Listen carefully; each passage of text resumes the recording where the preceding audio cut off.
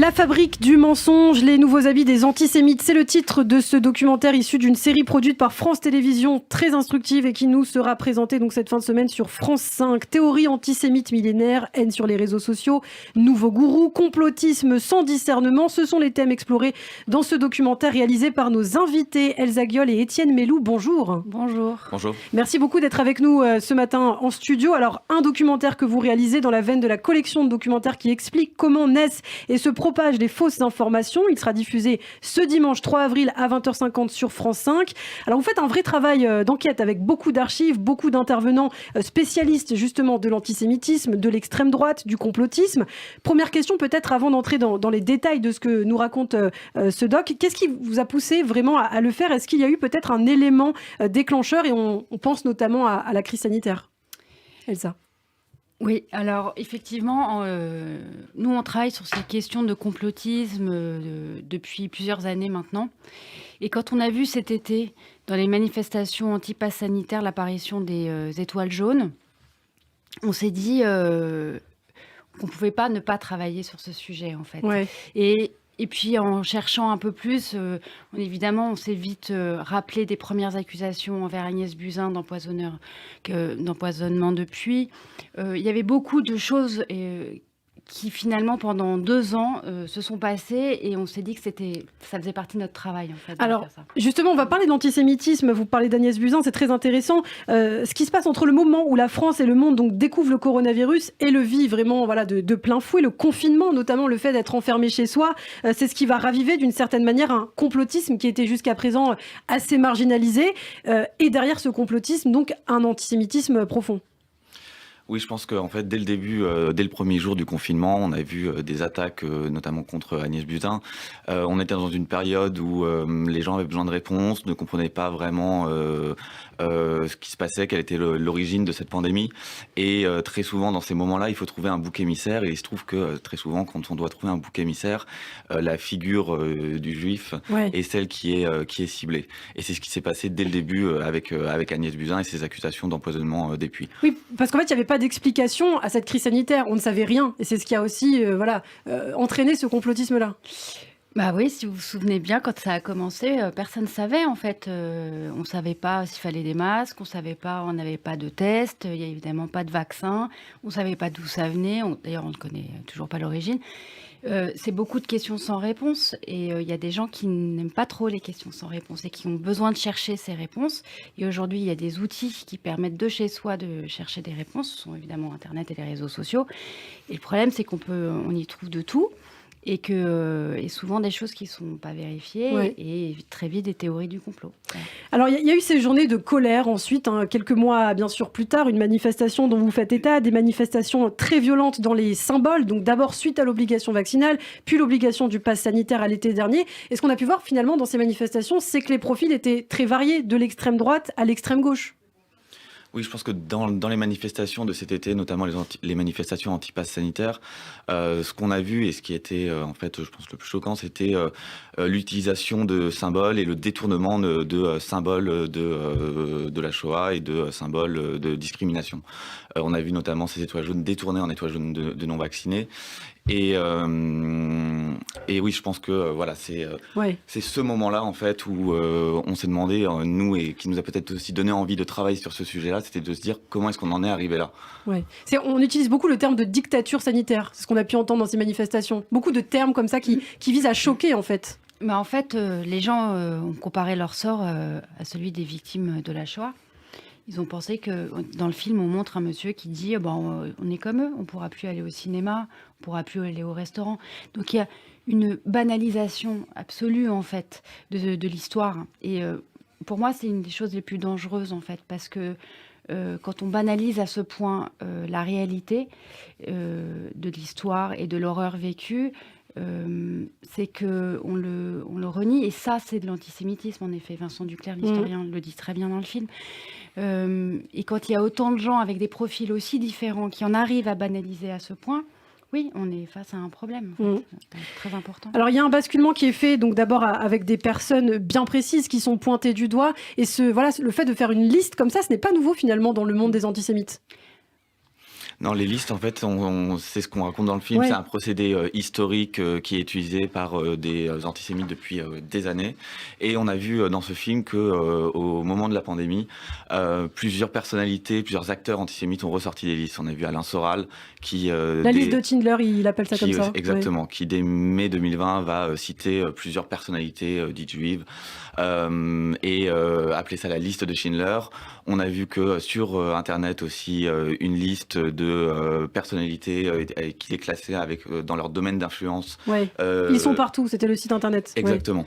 Et voilà, ça c'est un procédé historique, mais c'est aussi un procédé qui est extrêmement dangereux, parce que comme dit Nona Meyer, si on cite ces gens-là, si on les met, on les cite publiquement, qu'est-ce qui va empêcher peut-être des gens de les chercher et de passer à l'acte? Oui. Et c'est ce que dit un certain monsieur dans une vidéo, des propos très très choquants, un monsieur qui habite au Canada, qui dit qu'il faut aller chercher les juifs chez eux, des propos quand même... Très violent. Dangereux. Très dangereux, très violent. Il le dit, il est seul dans sa voiture, il se filme, il le poste en ligne. Et effectivement, il appelle à tuer des juifs. Ouais. Alors, il faut quand même préciser que cette vidéo aujourd'hui ne circule plus, mais nous on l'a retrouvée, donc c'est facile. N'importe qui peut la retrouver. Et puis, oui, c'est un homme qui se déclare proche du national-socialisme aujourd'hui en 2022. Et je dirais que c'est ce qui est dangereux avec Internet, c'est que jamais rien ne disparaît finalement. Ouais. Alors il y a ce fameux qui gouverne finalement derrière nous, qui est à l'origine de nos malheurs, qui est en charge de la stratégie sanitaire. Les coupables sont tous trouvés, Big Pharma qui serait dirigé par une élite juive, et on fait des comparaisons quand même avec les empoisonnements depuis, ces empoisonnements dont étaient accusés les juifs au Moyen-Âge.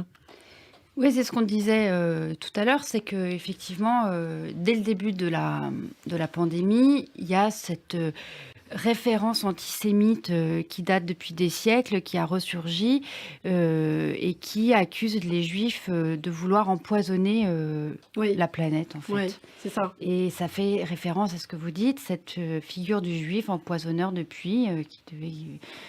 verser un petit poison dans le puits. Comme à l'époque de la peste également. Exactement. Il y a des petites gravures qui datent de l'époque qui montrent ça. Ouais. Et je pense que ce qui est intéressant aussi avec le qui, c'est que en fait le qui, c'est juste une question, mais on sait que ça désigne la figure du juif. Ouais. Et en fait c'est ce qu'on appelle un dog whistle, donc un sifflet pour chien en français. Et c'est une technique utilisée par les antisémites pour passer inaperçu, pour passer sous la modération, sous les radars de la modération des plateformes. Et en fait, ce simple mot a un sens caché que seules les communautés averties comprennent. Et toute une communauté va s'agréger autour de ce mot qui. Oui, mais ce que vous expliquez justement, c'est intéressant, parce que dans ces manifestations, finalement, il y a des gens qui ne sont pas antisémites, qui sont contre le vaccin, contre le pass sanitaire, et puis il y a des antisémites qui savent très bien ce qu'ils font et qui sont là, justement. Oui, c'est exactement ça. Il y a des gens qui ne comprennent pas en fait ce qu'ils sont en train de faire. Avec des panneaux. Passe Marfrei, en reprenant la phrase inscrite au-dessus du camp d'Auschwitz. Il y a des gens qui pensent que porter une étoile jaune avec écrit anti-vaccin, ce n'est pas un problème. Et à côté d'eux, effectivement, dans ces manifestations, il y a des gens qui savent exactement ce qu'ils font, qui ont tout à fait conscience de l'utilisation de ce symbole. Et voilà, et aujourd'hui, ces manifestations sont possibles. On laisse ces symboles dans ces défilés, dans ces cortèges. Voilà.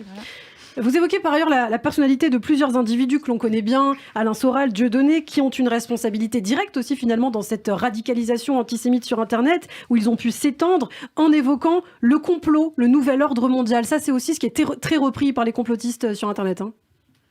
Oui, exactement. Alors, le terme nouvel ordre mondial, à la base, c'est un terme de géopolitique internationale qui est utilisé par plusieurs dirigeants à travers la planète et qui désigne à la base juste l'idée de mettre en place de manière une sorte de coalition mondiale pour gérer des problèmes et des crises mondiales comme par exemple le Covid. Oui. Le problème, c'est que dans la tête des complotistes, ça n'a pas du tout le même sens, et le nouvel ordre mondial, pour eux, c'est l'idée que des élites, et notamment des élites juives, seraient en train de mettre en place un plan de domination des peuples. Il y a le cas Rothschild aussi, on en a beaucoup parlé. Ça exulte complètement l'imaginaire des antisémites. Et vous donnez ce chiffre, un hashtag Rothschild Family vu 25 millions de fois sur Internet. Je crois que c'est ça. Pour être plus juste, il y a 3 hashtags en fait, sur la plateforme TikTok antisémites qui sont repris 25 millions de fois. Et parmi ces 3 hashtags, il y a effectivement hashtag Rothschild Family. Et là, la famille Rothschild est éternellement prise pour cible, quoi qu'il arrive, à chaque crise, elle est responsable, elle est tenue responsable des crises. Voilà. Alors, il y a le nouvel ordre mondial, Rothschild, les protocoles des sages de Sion aussi. Un livre de propagande russe publié au 19e siècle, qui est encore repris aujourd'hui par les antisémites, comme un livre de référence finalement. Ah bah ouais, c'est le livre de référence des antisémites qui date d'il y a plus d'un siècle.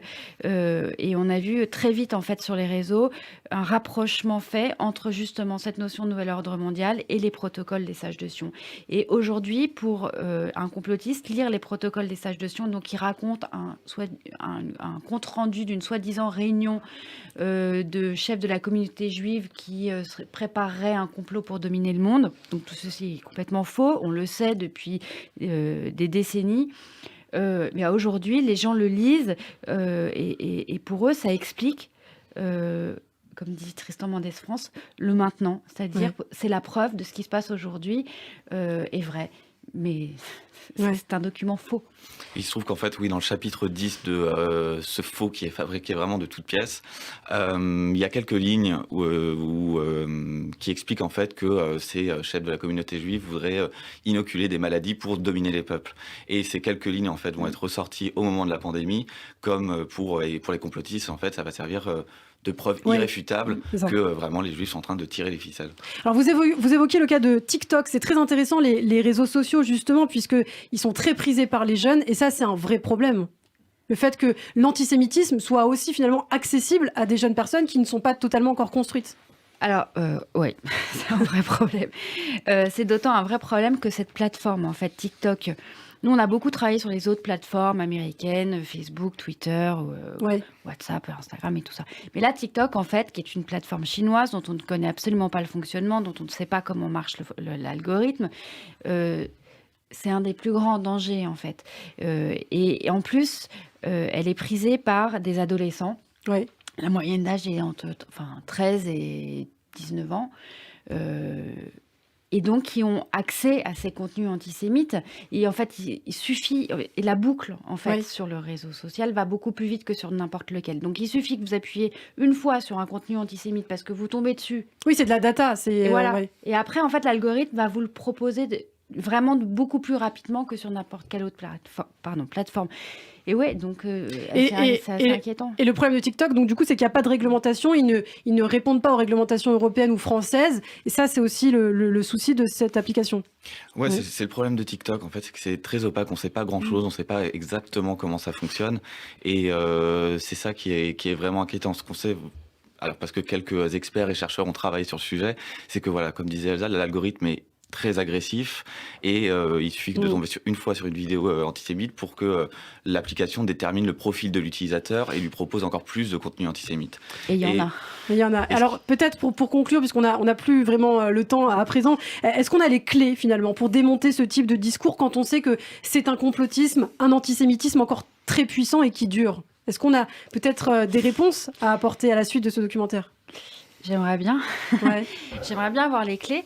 Je crois qu'il faut sans cesse... Quelqu'un qui est convaincu aujourd'hui, et on fait parler dans le film un monsieur qui est tombé en fait dans des sphères antisémites, exactement, et qui raconte comme lui il en est sorti, mais ils sont pas beaucoup comme lui en est sorti et à le raconter aujourd'hui. Lui il parle de déclic émotionnel que tout d'un coup il voit la vidéo de trop, voilà, mais pour un Clément, combien il y en a ? Je ne sais pas. Donc, je pense que vraiment, il faut sans cesse rappeler comment les choses fonctionnent et que, voilà, il faut faire de la pédagogie. C'est ça, oui. Eh bien, merci beaucoup, Elsa Guiol, Étienne Melloud, d'avoir été avec nous. L'antisémitisme doit être un signal dans notre société. C'est ce que dit encore, j'aime beaucoup Claude Westernack dans ce documentaire. Pour l'ensemble du corps social français, de la caricature à l'appel du meurtre, il n'y a parfois qu'un pas vers la violence réelle. Les nouveaux habits des antisémites, c'est donc à découvrir ce dimanche 3 avril à 20h50 sur France 5. Merci beaucoup. Merci. À très bientôt sur Radio J.